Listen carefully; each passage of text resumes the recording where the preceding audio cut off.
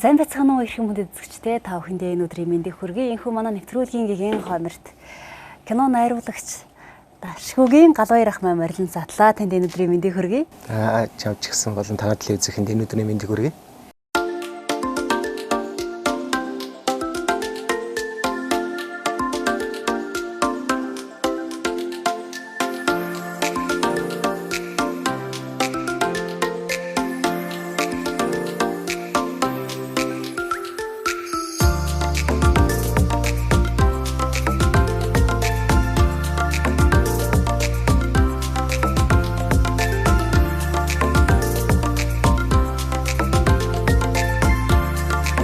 Баярлалаа. Би энэхүү сайхан нэвтрүүлгээ таны хүүхэд нас болно. Тэр гайхалтай Монголын ард түмний хайр хүндэтгэлд хүрсэн аавынхын тухай, аавтаа өнгөрөөсөн цаг мөчийн тухай хамгийн үнэтэй зүрхнээс гардаг гой нандин мөч байдаг шүү дээ. Тэр зүйлийн тухай ихлүүлье гэж бодсон.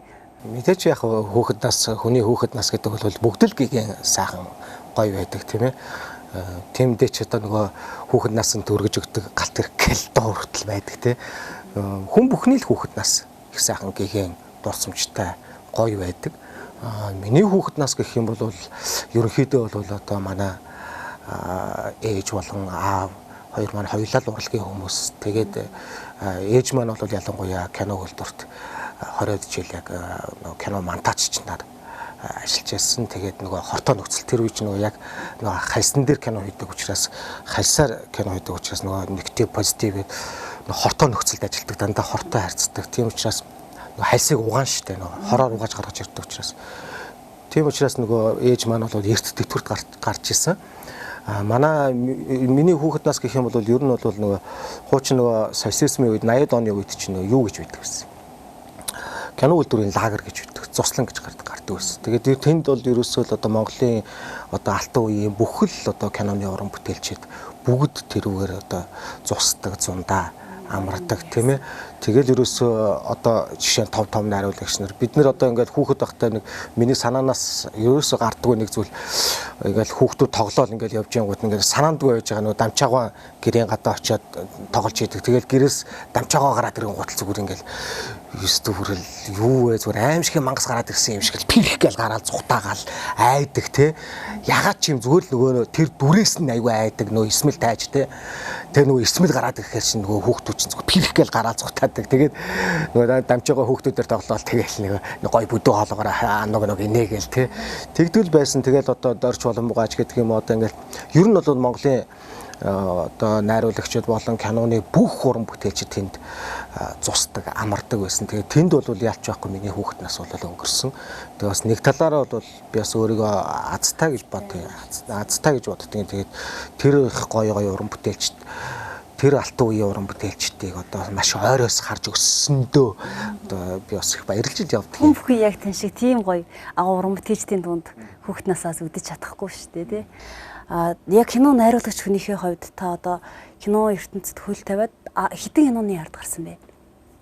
Би 10 кино. Тий 10 кино.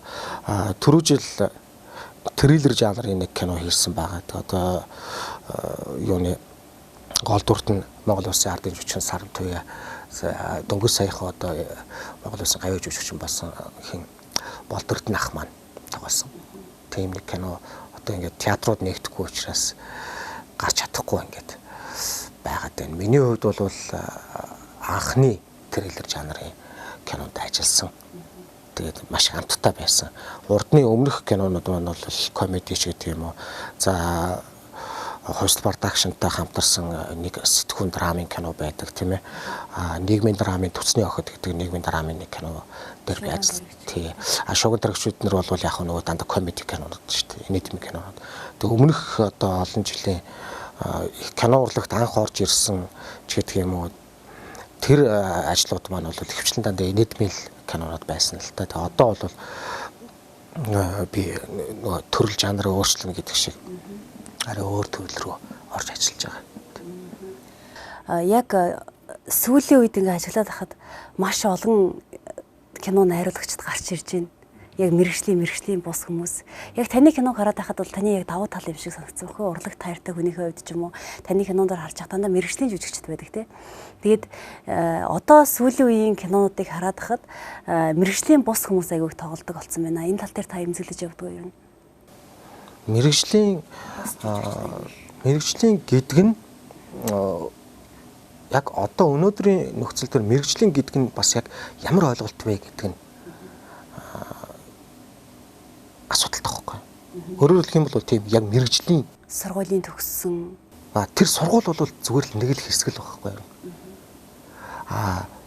Уран бүтээлч хүн гэдэг чинь өөр зүйл шүү дээ. Тэнд нэг 4 жил сураад нэг диплом авчихаараа уран бүтээлч болчлоо гэсэн үг биш байхгүй юу. Уран бүтээл гэдэг чинь бүх насны асуудал байхгүй юу. Бүх насаараа уран бүтээлч байх тэр замыг сонгож штэ тий. Одоо өсвөр насндаа ч гэдэг юм уу тий. Өөрийнхөө одоо чи хэн болох вэ гэдэг тэр өнцөг дээр сонголт хийчээд тэгээд би энэ уран бүтээлч болно би бүх насаараа уран бүтээлч болно гэд тэр замыг сонгож штэ тий.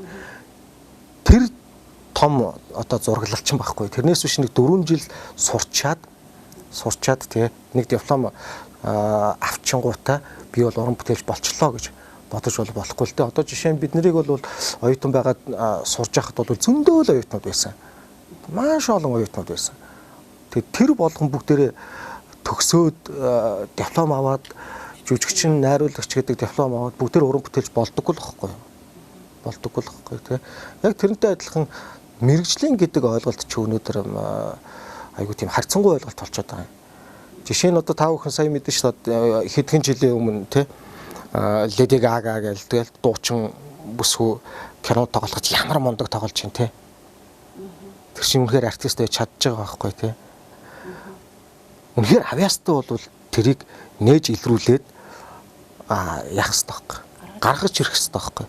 Тэрнээс биш чиний ярьж байгаа асуудал бол яг нөгөө маркетинг юм эсвэл борлуулалтаа бодоод тэгээд нөгөө олонний танил нөгөө инфлюенсерүүд ч гэдэг юм уу эсвэл бол ингээд маш их олон дагагчтай ийм хүмүүсүүдээр дамжуулаад уран бүтээлдээ оруулаад тэрүүгээрээ борлуулалт хийн гэдэг тэр ойлголт бол яг уу байж болно. Гэхдээ бас цензуртай байх хэрэгтэй. Үгүй цензур гэхээсээ илүүгээр тэрний чинь маш том зах зээл нь юу өөрийнх нь цензур нь өөрөө зах зээл нь нөхгүй юу. Хуучны социализмын үе шиг тийм ээ ямар нэгэн нөгөө галавлит гэдэг юм эсвэл цензур тогтоогоод ингээд арчилсан нийгэмд юм хааж боож бол ерөөс болохгүй. Тэгт арчилсан нийгмийн цензур нь өөрөө зах зээл нь нөхгүй юу. Жишээ нь одоо Монгол киног хүмүүс шүүмжлээд байдаг. Тэгтэл жилд одоо энэ корона гарахаас өмнө жилд 40 кино зах зээл дээр гараад тэгээд 30 навс шатдаг байсан шүү дээ. Тэгэхээр энийг зах зээл нь өөрөө л хэлээд өгч байгаа юм шүү дээ. Үзэгчд нь өөрөө цензурыг тавьчихж байгаа юм шүү дээ. Тийм биз дээ. Тийм л дээ. Ойлгомжтой байхгүй тэр чинь. Хариулт нь тэр байхгүй. Ер нь Монголын кино урлагийг та хөгжиж гэж үзэж байна уу? Хөгжлийг яг аль төвшөнд явж байна? Үгүй энэ нь шүү дээ ийм ганцхан Монголын кино урлагч гэлтгүүгээр ерөөсөө нийт урлагийн ингээд харах хэрэгтэй. Нийгмээ бас харах хэрэгтэй л дээ. Урлагч өөрөө нийгмийнхээ тусгалаа шүү дээ тийм. Тэгэхээр зэрэг бид бүхэн тэр ямар нийгэмд ямар нийгмийг бий болгоод байна гэдгээсээ хамаарах хэрэгтэй байхгүй. Гэхдээ ер нь бол ингэж боддог байхгүй яг таны хувьд одоо найруулагч хүнийхээ хувьд уран бүтээлч хүнийхээ хувьд бас Монголын кино урлагийг дэлхийн зах зээлд гаргачих юмсан тий дэлхийн тавцанд хүргэчих юмсан бас нэг Оскар хүртчих юмсан гэсэн туйлын зорилго бас байгаа шүү дээ. Яг тэр зүйл хүрэхэд одоо төр засгийн дэмжлэг дутаад байна уу? Аль эсвэл ер нь бид бүхэнд бас техникийн асуудал байгаад байна уу? Тэр талаасаа ер нь та ярихад ер нь бол яг энэ тал дээр ярихад биш үү тий ийм байна. Нөгөө бие засаад гэрээ засаад төрөө зас гэдэгтэй яг адилхан. Эхлээд бид нар энэ доторх асуудлаа зэгцлэх хэрэгтэй байхгүй юу? Тийм болохоор л одоо энэ каноны тухай хууль гээл одоо янз янзаар л үзэж байна л да. Энэ доторх асуудлаа зэгцлэх гээд эхний хэлжинд би одоо өөрөөр хэлэх юм бол би энэ гал хоёр гэрээ зэгцлээгүй ээжиж улс орон зэгцэлнэ гэдэг ингээ гараа явах юм бол хулан гайх нь өстэй чи одоо юу яриад байгаа юм бэ? Тийм биз дээ. Юугаа яриад байгаа бэ? Чи энэ гэр чи хоолгүй байгаа чи юм улс орон аврах тухай яриад балаараад байгаа юм чи. Гинүцтэй. Яг тэрнтэй адилхан өнөөдөр Монголын кино урлаг энэ дотор Монгол дотроо үзэгчдэд таалагдахгүй байж юун дэлхийн зах зээл яриад байгаа бэлгэж хэлж байгаа. Би эхлээд Монголдо таалагддаг болцгооч. Монголдо ашиг олдог болцгооч. Тэгээд гаднаас ашиг олох тухай яриач гэж яахгүй юу? А тэрнээс биш. Гэхдээ Солонгосын кино зах зээл ч гэсэн тийм шүү дээ. Солонгостой алж байгаа дараа нь Азиг байдлын дагуулаад одоо дэлхийг байдлын дагуулаад Оскар аваад зогсож шүү дээ. Гэхдээ Солонгост нь хараагаад ахад тэнд Азиг байдлын дагуулна гэж байхгүй шүү дээ. Тийм үстэй. Энэ ч зүгээр логик шүү дээ. Тийм үстэй. Тэгэхээр Солонгос кино гэснээс Солонгос киноны хувьд бол ингээл яг өвчин зовлон үзий ядал төвшөө авалт хонцон байдаг шүү дээ. А хятад кино ингээд үзэж байхад бол нэг тийм бас нэг амьдрал өгүүлээд байх шиг. Орос кино бол бас нэг нудрагаараа үзчих гэдэг тал байдаг те. Таны хувьд яг аль чиглэлийн барьж үздэг вэ киног? Би бол бүх киног үздэг. Би бол бүх киног үздэг. Ер нь бол нэг тийм тэр нь энэ гэж яг л өөрийгөө хайцлах дургу. Ямар таашаал яаж ийн. Яг тухайн үеийнхээ яг одоо сэтгэл зүрээс шалтгаалдаг. За нэх гоё одоо триллер жанрын те. Зүгээр амар юм. Тийм юм үзэх гоё байдаг. А зүгээр нэг үзэж чаддгүй кино байдаг. Тэр нь би аим шиг кино үзэж чаддаг. Тийм. Аим шиг юм даа. Тийм аим шиг кино жоо тийм. Галаахын хувьд болохоор ингээд өөрөө сошиалаар аягүй тийм гэрэл гигээтэй зүйлийг их постлдаг тий дандаа хүмүүст инээд аз жаргал ингээд бэргэлж яадаг шүү дээ. Өөрөө ч гэсэн аягүй гоё тийм дандаа гэрэлгээ цэцэрлэхийг зорилго болгож явдаг юм шиг санагддаг л да. Гэлээхэд энэ амьдрал яг Монголын нийгэм амьдрал бол яг тэр чигтээ гэрэл гигээтэй байж чадахгүй тий эмзэглэхээр зүйл аягүй их байна шүү дээ. Тэгэхээр танд одоо ингээд дотроо ингээд хэлий гэсэн ч гэсэн төвчгүйгээр одоо гаргахчаар тийм бухимдал чи яг юу байдаг вэ? Заримдаа бол яг тийм бухимдал гэх юм бол яг энэ нөгөө урлагийн ажил хийж байгаа яг энэ өнцгөдөр бол байдаг. Өөрөөр хэлэх юм бол хүмүүс бол ихэнхдээ ингээ урлагийн хүмүүсийг харахтаа бол айгүй юм аз жаргалтай, ингээл баясаал, эсвэл эрх чөлөөтэй, тийм ээ ингээл хүссэн ажлаа хийгээл тэгэл олонний танил болол амар гоё ингээл баясаал явж идэг гэж бодоод идэг. А тэгтэл эцсийн бүлэгтээ бол хамгийн аз жаргалгүй хэн ч одоо хайшаа зүгээр хамгийн эрх чөлөөгүй хүмүүс чинь урлагийн хүмүүс байхгүй. Хамгийн эрх чөлөөгүй. Өөрөөр хэлэх юм бол тэ заавал бусдын хүлээлтэнд бусдын одоо тэр таашаалт нийцхийн тулд байж идэг байхгүй. Яг өөрөөрөө байх гал ингэн гут чи тэглээ. Заавал би чинийхэр байх хэвээр тэ. Үс чинчтэй юм байна. Одоо чи урлагийн эмэгтэй хүн байлаа гэж бодъё л да. Үс чинчтэгцэн байна. Хаашаа ч юм өмсцэн. Ваа ингээл нэг юм тэ хулих юм өмсцэн байна. Тим ч юм өмсцэн байна. Ингэцэн байна. Тэ мэ? Яасан ч их будагтай юм. Ингээд бус дандаа ингээд бусдын таашаалд нийцэх гэж бусдын хүлээлтэнд ингээд хүрэх гэж амьдраад байгаа юм шиг тийм мэдрэмж бүх урлагийн хүмүүст байдаг байхгүй.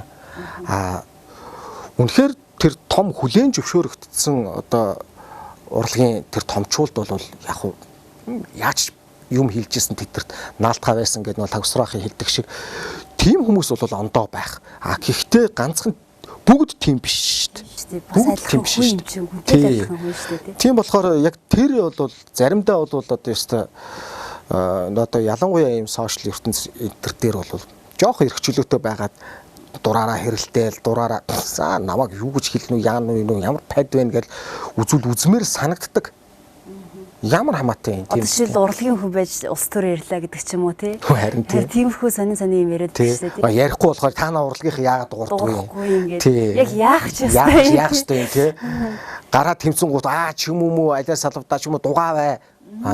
Тэмцэхгүй болохоор чи яхаараа ер нь тэмцдэггүй та нар урлагийнхан ийм штэ дандаа мөнгө авчаад дугаа байж байдаг ингэдэг. Бодвол мөнгө л аваа үз гэж. Бодвол мөнгө л аваа үз нэтэрэгээд. Тэгээд дандаа нэг ийм юу тийм юм зүйлд нөгөө эрх чөлөөгүй байдал واخгүй энэ чинь. Маш их эрх чөлөөгүй. Тэгэхдээ энэ дээр бол одоо жишээ нь миний хувьд бол жоохон тийм задламаар юм шиг санагддаг. Яг ямар өвт өөрөөр л байсан шүү дээ. Хамаагүй шүү дээ. Найруулагч уран бүтээл маш 10 киноны ард гарна гэдэг бол нүрийн хөдөлмөр шүү дээ. Тэрний ард маш олон нулимс, хөдөлмөр, уналт босолт явж байгаа тий. Тэгэхээр тэр яг уналтаа цаг үе та хэрхэн давнд болдог вэ?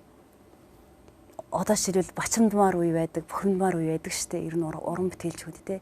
Тэр бухимдлаа та хэрхэн давнд болж гардаг вэ? Уу яг би бол нэг айхтар ингээд ихэвчлэн л энэ найруулагчийн ажиллаж гэдэг юм уу энэ уран бүтээлийн ажлыг бол эн чи өөрөө нөгөө нэг юм хүсэл тэмүүллийн зорилгын тийм ээ таашаалын бас нэг асуудал шүү дээ. Нөгөө сүүлийн үед бол тэгээ жаргаж гэж яриад байгаа шүү дээ. Яг тэрнтэй адилхан би кинонууд дээр бол ажиллахтаа бол одоо тийш жаргаж гэдэг шиг л ер нь тэгж дурлж л ажилтдаг л та. Тийм болохоор тийм хүнд үеуд дээр гэх юм бол үгүй яг 2011 онд юм аа. 11 онд миний Мөрөөдлийн театрын анхны жүжиг юу гэж байсан? Вампиловын ууган хүү жүжигийг миний нууц хүү гэдэг жүжиг болгож зохиолын бичээд тэгээд нөгөө анхны Мөрөөдлийн театрын анхны нээлтийн жүжиг хийжсэн. Анх би жүжигэн дээр ерөнхий найруулагчаар ажиллаж байсан. Тэгэхэд бол яг нээлтийн өмнөх өдөр бол одоо мэдээж яг тийм шантармаар үе бол гарч ирж ирсэн. Тэгэл тэг маргааш жүжиг нээн гэж хахад өглөө бүр огт унтахгүй 6 цаг хүртэл суугаал өрөөндөө суугаал ингээл бүр шар гоцоогоол тэгэл маргааш нь яг нээлтэн дээр гарч ил байсан. Тий найруулагч гэл гарч ил байсан. Тэгэхээр нөө театр телевиз хоёрын орондоо засар их ялгаа юм гэсэн үг шүү дээ. Тийм театр бол тий амьд харилцаа бас хэцүү. Киноны үед гэх юм бол одоо манай гэр бүл чинь тавуулаа л да. Яг миний дээдлийг гэж бурхан болцсон. Тэгээд хувьсэл продакшнтай миний нууц гэдэг сэтгүүн драмын жүжиг найруулад. Тэгээд зураг авалттай би тэд ингээд явж байгаа. Нөгөө ихчдэр очиж амжаагүй тэгээд ерөөсөө яг сүүлийн амьсгал татчих хат нь явж орж исэн. Тэгээ их юм миний нагц их намайг алгаталтай чигчдэр нэг ирчихгүй яасан юм бэ. Тэгэл би яг их чихээ яг тэр эцсийн амьсгалын татчихахт нь л явж орж исэн. Тэгээд тэр нөгөө юунасаа гаргал морг руу хийж байгаа шүү дээ. Тэгэл тэр өглөө нь морг руу хийгээл тэндээсээ шууд зургийн талбай руу очиж исэн. Тэгээд зургийн талбай дээр очичоо тэгээд сцен тавиад байж хад бол бас эвгүүлээд гэл юм дээ. Тэр өдөртөө бид нар чинь өгийн орлоо 50 хүний групптэй бариад одоо зураг авалтын групп гарч ирсэн. Тэг яг урнаагч эднэр одоо хувьсэл продакшныхан бүгдээрээ л асууж лээсэн л та найруулагч яах вэ? Эсвэл бол одоо энэ ажил явдлыг дуустал тэг зураг зогсоох уу гэж хэлсэн. Би зогсоохгүй гэсэн. Зогсоохгүй. Энэ тэгээд энд та бүхэн харалтаа энэ 50 хүний групп одоо ингээд хүнжил бүгэ мөгөө бүх юмудаа авчираад одоо ингээд энэ уугаа шүү бол миний уугаа шүү. Тийм ээ. Тийм учраас би түүхэн ажиллаа хийнэ гэд тэр өдөртөө бид нар зураг авалтаа өгийн нурлуу гарч ирсэн. Тийм тохиолдлууд бол ганцхан надад ч биш зөндөл хүмүүст тохиолж байсан. Тэгээд энэ миний жишээ бол энэ л дээ. Тэгэхээр урлаг үнэхээр юм бас харгастай юм. Таны хэлдгээр нөгөө эрхчлөө сайхан мөртлөөсөө тэрэн дотор маш их харгислал явж идэг те.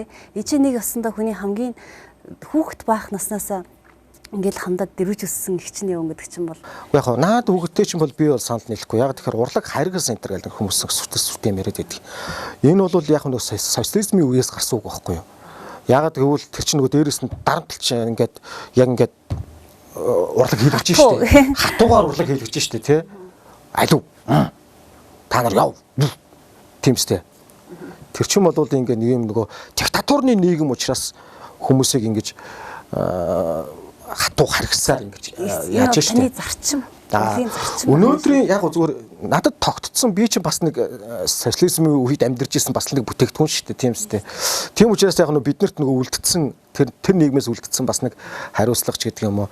Тэрнээс биш яг одооны нийгэмд бол тэгж нэг сүржинэдэх шаардлага байхгүйгээр бас ярилцаж болно шүү дээ тий одоо тухайн үед одоо саяны миний кейс дээр бол тийм үстэй одоо уран агч эднэртэй ярилцаад тий за 6 нэг 3 4 өдөр зогсооё тэгээд энэ ажлын явдлын дараа хэдүүлээ зураг үргэлжлүүлье гэж болно шүү дээ тийм үстэй яг тухайн үеийн л нөгөө нэг бидний нөгөө нэг өсөж хөрсөн нөгөө хүмүүжил авсан хүмүүжил маань тийм учраас бас ард чинь нөгөө бүхэлдэн баг байгаад байгаа учраас бас хэцүү шүү дээ тий урлаг. Тийм учраас нөгөө тэрийг л яаж байгаа байхгүй юу.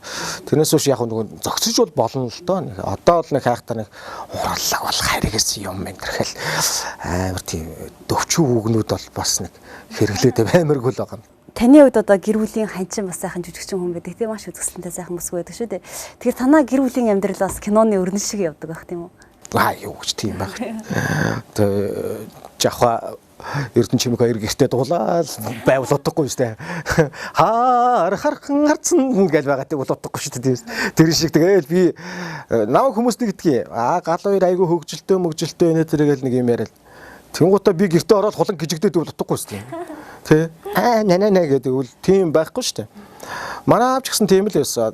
Тэгтэл манай аав бол яг хошин урлагт ингээд хошин урлагийн одоо ийм тайзан дээр байдаг байсан ч гэлээ манер бол гэртээ бол ингээл сайхан намаа уншаал тий тайван тэгэл сайхан тийм намбар хүн байсан шүү дээ.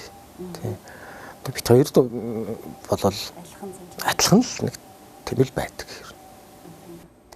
Одоо ингээл манай урлагийн ертөнцид та бол хэлсэн шүү дээ энэ урлаг гэдэг бол бас заавал мэрэгчлэг хүн байх алгүй гэсэн. Гэхдээ кино урлагт одоо ингээ харж байхад яг тэр мэрэгчлийн бас нэг цензур гэж байх ёстой юм шиг санагддаг байхгүй юу? Айгүй их цензургүй кино гарч байгаа юм шиг санагддаг. Та энэ тал дээр эмзэглэдэг үү? Үгүй. Тэр чинь шүү дээ те нэг тал нь байхгүй юу? Муу кино гэдэг чинь өөрөө кино урлагийн нэг хэсэг нь шүү дээ. Муу кино байхгүй сайн нэг байхгүй шүү дээ. Алдаа байхгүй бол оноо гэж байхгүй шүү дээ. Тийм биз дээ. Муу кино гэдэг чинь өөрөө кино урлагийн нэг хэсэг байхгүй юу? Аль нь яаж давмгаалж ийн гэдэг л байгаа юм. Баланс нь яаж тэ хит их муу руугаа явчаад байна уу? Хит их ингээд сайн байжгаад сайн руу явчаад байна уу гэдэг энэ төр балансын л асуудал байгаа. Тэрнээс биш ингээд цензур гэхээр цензур гэдгийг яг юу гэж ойлгох юм? Тэрийг хэн тогтоох юм? Одоо жишээлбэл зөв планта байх хэвээр өнгө тийм байх хэвээр тий өнгөн зохицоогүй байх гэдэг ч юм уу тоглолт муу байж гэдэг юм уу бас нэг тийм цензур байдаг шүү дээ. Сойсыг төгсөж хаад бид нэг тийм тэр хэн тогтоох юм? Ер нь кино шүүмжлэгчтэй ч юм уу? Ер нь кино шүүмжлэгчдээс ер нь шүүмж ирж байсан уу? Та хэрхэн хүлээж авч ирсэн бэ? Хүлээж авна шүү дээ. Хүлээж авалгүй л яг. Тэгээд хамгийн гол нь өөрөөр хэлэх юм бол тэрний чинь хамгийн том шүүлтүүр нь өөрөө зах зээл нь واخгүй юу? Гэж би түр хэлээд байгаа чинь тэр байхгүй. Хэрвзээ чи муу юм хийгээд чи хэрвзээ ингэхэл юм бол байхгүй болно. Чи нэг шатаад үз, хоёр шатаад үз, гурав шатаад үз. Чамд одоо мөнгө олдох уу? Тарковский нэг хэлсэн үг гэдэг шүү дээ. Кино урлаг бол азгүй урлаг мөнгнөөс хамааралтай гэж. Мөнгө хөхгүйгээр чи яаж кино хийх юм те? Тэгвэл шатаал дандаа л хасахтай ажиллаад байх юм бол чамд хэн мөнгө өгч кино хийх юм? Ер нь Монголын кино шүүмжлэгчид ажлаа ирэн хийж гэнэ үү? Монголд яг ямар кино шүүмжлэгчид байна гэдэг байхгүй шүү дээ. Кино шүүмжлэгч байхгүй шүү дээ. Ер нь урлаг шүүмжлэгч нар хаана ямар ажлаа хийж гэнэ? Яг би дэлгэх сарж байгаад асуумаар энэ та өхөө хаа байна? Ажлаа хийгээч. Тийм шүү дээ. Байх ёстой шүү дээ. Тийш уулан байх ёстой шүү дээ. Тэр үед хийл кино ч нь өөрөө юм нийтийн том урлаг шүү дээ. Ягаад гэвэл киног нийгмийн аж төвшнөөсөө аж төвшөнд ярьж болдог байхгүй юу? Өөрөөр хэлэх юм бол жишээ нь дуурийн урлагийг ч юм уу, балетын урлагийг нийтээрээ шүүмжилж ярьдаг л байхгүй юу? Тэр ингэсэн энтергээл нийтээрээ шуугаад киног бол нийтээрээ шүүмжилдэг байхгүй юу? Нийтээрээ ярьдаг байхгүй юу? Нийтээрээ үздэг байхгүй юу? Тэгэхээр энэ нийтийн урлаг байхгүй юу? Кино ч өөрөө. Тэгвэл тэр үед хийл одоо Европт ресторан шүүмжлэгч гэж байдаг үстэй. Тэгвэл яагаад кино шүүмжлэгч өнө урлагт тэр шүүмжлэгч нар байхгүй байгаа? Тэр шүүмжлэгч нарыг яагаад одоо их сургуулиуд бэлдэхгүй байгаа юм? Уул нь бэлддэг штэ. Сойсын урлаг судлалын гэж бас байдаг штэ. Тэгвэл яагаад тэд нар ажил хийхгүй вэ? Дээрээс нь Батхуйг гой байдаг үстэй. Кино шүүмжлэгч. Гэхдээ чи хоёр мэдхгүй л штэ. Тэгээд бид хоёр нийтлэлийг мэдхгүй л штэ. Тэгээд байгаад яах юм бэ тийм штэ. Мэдхгүй байгаад яах юм? Нэрэл Монголын урлагтыг ингээд харж яхад урлаг судлаач, урлаг шүүмжлэгч гэж баг харагдахгүй. Үзэгчид ч өөрсдөө тий одоо үзэгчид бол хамгийн том шүүмжлэгч нар л те өөрсдөө. Жишээ нь сая Золовир ах надад нэг тийм одоо киносуутраг шүүмжлээд нэг тийм пост тавьсан байсан. би золоо өрөхтэй баярлж байгаа байхгүй юу. Өөрөөлөх юм бол тэр маш зүг байхгүй юу. Ягаад гэвэл кино сутра шиг ийм шижгийн кинонууд гэдэг өөрийнх нь пост байсан. Гэт одоо хийсэн нөхдүүд гэгэрээсэй гэдэг тийм пост байсан байхгүй юу. Тэгвэл би баярлж байгаа байхгүй юу. Ягаад гэвэл яг миний зорилго энэ байхгүй юу. Кино сутра гэдэг ажлын зорилго нь энэ байхгүй юу. Өөрсдийгөө олж хараасай. Дахиж ийм кинонууд бити хийгээсэй гэдгийг би үлгэрлж үзүүлж байгаа байхгүй юу. Тэг би зорилгодоо хүрч амар баярлж байгаа. Үхүү yes гэж байгаа байхгүй. Тэр зохиолыг хэн бичсэн бэ? Яагаад яг тэр зохиолыг бичих болсон? Кинод хийх болсон. Тэр чинь айгуу сони ажил шүү дээ. Зохиолыг би бичиж байгаа юм. Гол дүрд нь би өөрөө тоглож байгаа юм. Тэгээ би өөрөө ерөнхий найруулагч хийж байгаа. Дараа нь би эвлүүлэг буюу монтажны ажлыг би өөрөө хийж байгаа. Өө за бүх юма та өөрөө хийсэн. Тий нэг 6 сарын хугацаанд энэ бүх ажлууд дээр яг өөрөө гартаад ажилласан. Тэгээ яг тухайн үед бол маш их ядарч ирсэн. Тэгэлгүй яах вэ? Тэр чинь бас их хөдөлмөр шүү дээ, тий, маш их хөдөлмөр орсон. Гэхдээ та дараа нь бас нэг тийм пост бичсэн байсан шүү дээ, тий. Одоо манай киночид ер нь бол дандаа энэ шагналаас одоо хоцроод байна. Ялангуяа энэ одоо камерын цаана байдаг хүмүүс. Тэгээд энэ Золбаяр багш, том золоо багшд одоо шагнал өгөх цаг нь болжээ гэдэг. Тэгэхээр ер нь бол нэрэл нэг тийм гавьяа тавьж байгаа найруулагчид ховор шүү, тий. Энэ төрийн шагналд хүрч байгаа найруулагчид маш их ховор. Бас сүүлийн үед хараад хахад цензургүй аягүй их шагналын ур байгаа юм шиг санагддаг шүү дээ. Тий, яг нөгөө шагнал гэдэг утга чинь нөгөө ерөнхийдөө бол нөгөө нэг талаас магтаал шүү дээ, тий. Нөгөө эзэндээ очно ч гэдэг юм уу, эсвэл бол эзэндээ очсонгүй ч гэдэг юм уу, маш их маргаанууд дагуулдаг асуудал л да. Тэгээ тэр тэргүй бас яг энийг бол ард түмэн өөрсдөө бас их аягүй том шүүлтүүрээр олоод харж идэм дөө. Тэр утгаар нь л яг энэ киноны өнцгөөс кинонд ажиллаж байгаа ялангуяа дөнгөж саяхан л одоо болдорт нахад гавьяа төглөө шүү дээ, тий. Тэгэхэд бол үнэхээр бас гоё санагдаж байгаа байхгүй, тий. Тэгтэл тэр Марко Поло гэл, тий. Марко Поло тоглол ирэхтэл одоо энэ амар сайхан гэл жүжигчин байж шүү дээ. Тэгээд амар сайхан хахад өгмөрлөө шүү дээ, тий. За сая тэр Казахстаны том бүтээлд, тий, тоглол ирсэн одоо цэрэн болд яагаад өгөхгүй байгаа юм гэх чинь тийм кино урлагт би тэр утгаар бичсэн байхгүй юу. Тэр постыг болохоор кино урлагт ажиллаж байгаа ялангуяа энэ дэлхийн зах зээл рүү, дэлхийн уран бүтээл рүү том прожектууд руу орж ажиллаж байгаа энэ нэр нүүр гарч ирж байгаа кинонд олон залуучуудыг дурлуулж байгаа яг энэ уран бүтээлчдийг одоо урамшуулад бас нэг гавьяа цолын өгчүүл, тийм ээ. Одоо манай жишээ нь урд бол одоо Зянрууны чонон сүлдэд тоглоод ирэхэд анхнымд ягаад өгөхгүй байгаа гэх жишээ нэ, тийм ээ. Тэгэхээр урд бол анхным маш нэр хүндтэй том фестивалуудад ороод явж байсан, тийм ээ. Гэх жишээнігээр ерөөхдөө бол нөгөө кино урлагт одоо энэ амжилт үзүүлж байгаа энэ уран бүтээлчдийг олж хараач л гэж хэлээд байгаа юм. Тэгэхээр та яг нийгэм одоо Монголын ард түмэн болон одоо бид бүхэн яг эмзэглэж авдаг тэр зүйл чи яг хэлмээр ингээд санагддаг юм үе ядэн ш, нэг юм байдэн штэ. Одоо хилчмээр бүр сэтгэлээ онгоотл сайхан ингээд хэлээ гаргачмаар. Хэлэх зүйлүүд бол зөндөл байдаг. Тэгээд тэр чинь нэг юм тухайн зүйлийн л юмнууд багхгүй. Яг тэгэхээр одоо нөгөө нэг жишээ нь өөрийнх нь уран бүтээлийг шүүмжилэхээр нөгөө бүх хүн өөрийгөө нөгөө ертөнцийн төвгөө ойлгочдөг, тий. Тэгээ ингээм ертөнц өөрийн тойрж ирэж ийн гэдэг бүхэл юмыг ингээд өөр төрөө ингэж хүлээж аваал, тий. Тэгтэл би жишээ нь ертөнцийн төв биш л байхгүй юу. Чи нэг өөрөөр бодно, тий. Миний таалсан амтыг чи таалж явах алба байхгүй шүү дээ. Тийм ээ. Чи тооч шал хоёр өөр хүмүүс. Чиний үзээд таашаасан юмыг би бас таашааж явах алба байхгүй шүү дээ, тий. Тэгээ нөгөө манай ихэнх ингээд ийм одоо сошиал ертөнцийн байдаг хүмүүс чинь хүмүүс ингээд юунууд ингээд өөрийгөө амар тийм ертөнцийн төв гэж ойлгочдөг. Тэгэл ерөөсөө бүх зүйлийг яг өөрөөрөө байлгах гэдэг ингээд зүтгээд байдаг. Тэр нь бас тийм төвхтөө санагддаг шүү дээ. Ер нь бол. Тэр шүднээс та халамцсан яриа хийсэн үү? Яг халамцсан яриа нэвтрүүлэг бол юу л да. Агуулга хэлбэрийн зөрчил гэдэг шиг үндсэндээ хэлбэр нь бол зарим нэг шөөмжлээд байгаа хүмүүсийн харах өнцөг байхгүй юу? Уулгалаа, ёс суртахуунгүй байна. Одоо согтууруулах ундаа сурчлаа. Тийм ээ. Наадхыг чинь хүүхдүүд харж байгаач гинүү, юу ч гинүү те. Энэ бол хэлбэр талынх нь өнцөг байхгүй юу? Би чамайг зүгээр ингэж харчин гутаал би чиний дотор байгаа чиний агуулга, чиний зорилго, чиний тэмүүлэл, чиний хувь хүн, чиний хүмүүжил би тэр бүгдийг яаж чадахгүй штэ. Дүгнэж чадахгүй штэ. Би чамтай ярилцчихийж чамайг нээж байж би чамайг ойлгоно штэ. Энэ ч нэг ийм бүсгүй юм байна штэ. Яг тэрнтэй адилхан цаад агуулга нь ерөөсөө тэр байхгүй юу? За ингээд бас манай нэвтрүүлэг өндөрлөгт өгч байна. Тэгээ бидний урилгыг хүлээн авчирсан таньда маш их баярлалаа. Тэгээд манайх бас ийм лав гэж засгийн төлөвтэй хамтарч ажилладаг юм аа. Тэгээд за баярлалаа. За лав засгийн дэлгүүрийнхэнтэй баярлалаа. Ажлын амжилт хүсье. За бид бүхэнтэй хамт байсан Монголын ард түмэндээ маш их баярлалаа. Та бүхэндээ эрүүлийн хаз жаргал хамгийн сайн сайхан бүхнийг хүсье өрөөё.